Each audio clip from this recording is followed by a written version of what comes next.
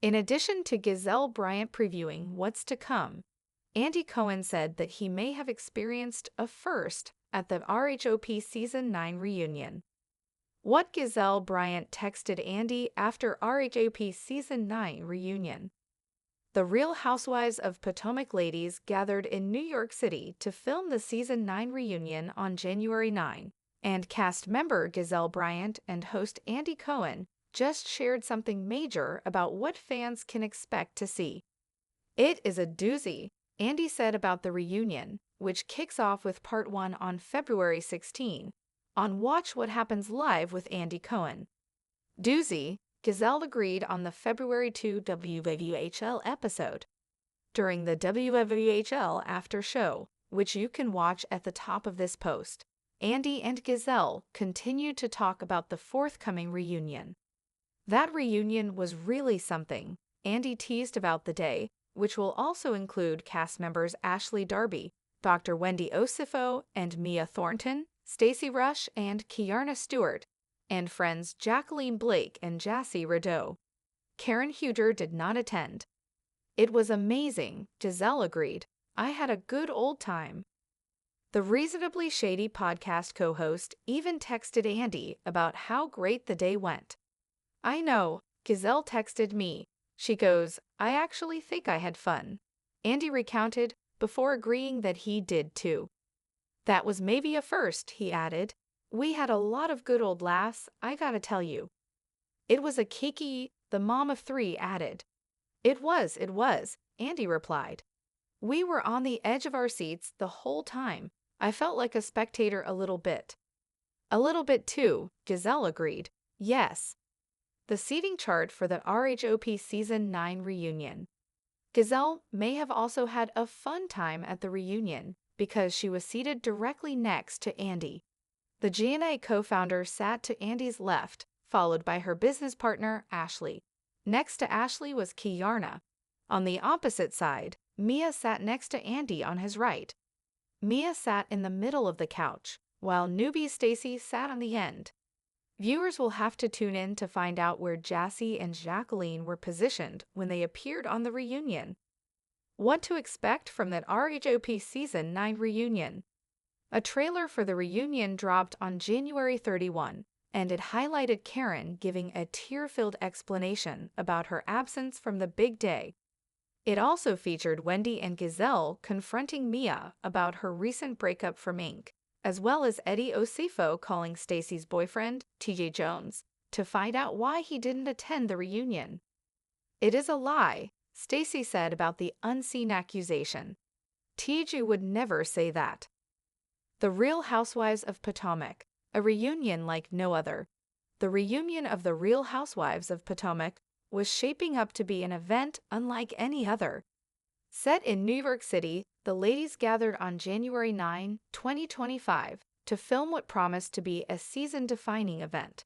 From unexpected confrontations to surprising revelations, the reunion, which would unfold over several weeks, had fans on the edge of their seats.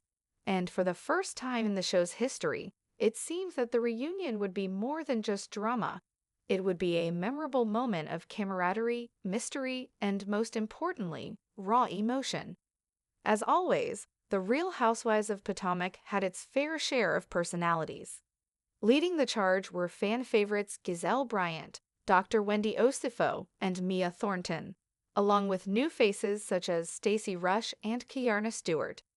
The reunion, however, began with a major twist, one that would leave viewers and cast members alike guessing for weeks. As the group filed into the reunion room, it was clear that this wasn't going to be an ordinary gathering. Gizelle's surprising text to Andy Cohen. Among the most notable moments of the day was an unexpected turn from Gizelle Bryant. Known for her sharp tongue and often biting remarks, Gizelle had a reputation for stirring the pot. But on this day, there was something different about her. The reunion, which was expected to bring out the best or worst in the women, seemed to bring out a side of Gizelle that was not only reflective but surprisingly lighthearted. Andy Cohen, the host of Watch What Happens Live, was quick to notice this change. As the reunion day wound down, he received a text message from Gizelle that caught him off guard. "I actually think I had fun," it read. That reunion was really something, Andy had said, teasing the group about what they could expect. It was clear that something significant had unfolded during the filming, and Gizelle's unexpected sentiment only heightened the mystery surrounding the event. "Yeah, it was a kiki," Gizelle admitted on the WWHL after show when recounting the filming experience. To which Andy replied, It was. I felt like a spectator a little bit." The two continued to laugh, reminiscing on what they later referred to as a doozy of a reunion. But why was this reunion so different from any other? What was it that made it a doozy? And why was Gizelle texting Andy, of all people, that she had fun? Was the drama finally calming down, or was there something deeper lurking just beneath the surface? The seating chart and surprising dynamics. As the women settled into their seats, the dynamics of the reunion were already shifting. Unlike other reunions where tensions were high and alliances were clear, this reunion brought a sense of unpredictability. The seating chart, carefully curated by Andy Cohen, placed Gizelle directly next to him. This was an unexpected move given the history between her and some of the other women in the group. To her left was Ashley Darby, her longtime friend and fellow Reasonably Shady podcast co-host.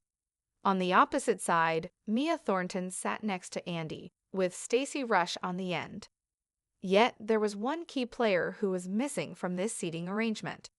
Karen Huger, often seen as the matriarch of the group, was notably absent from the reunion.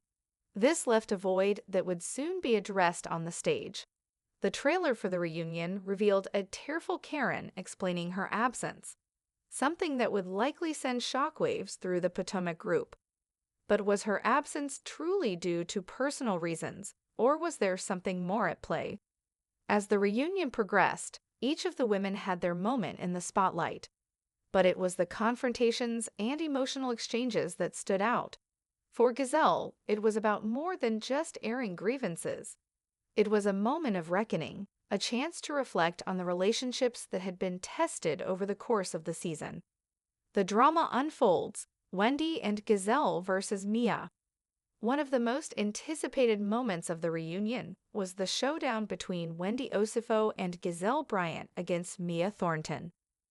Mia, whose personal life had become a focal point during the season, was once again at the center of attention.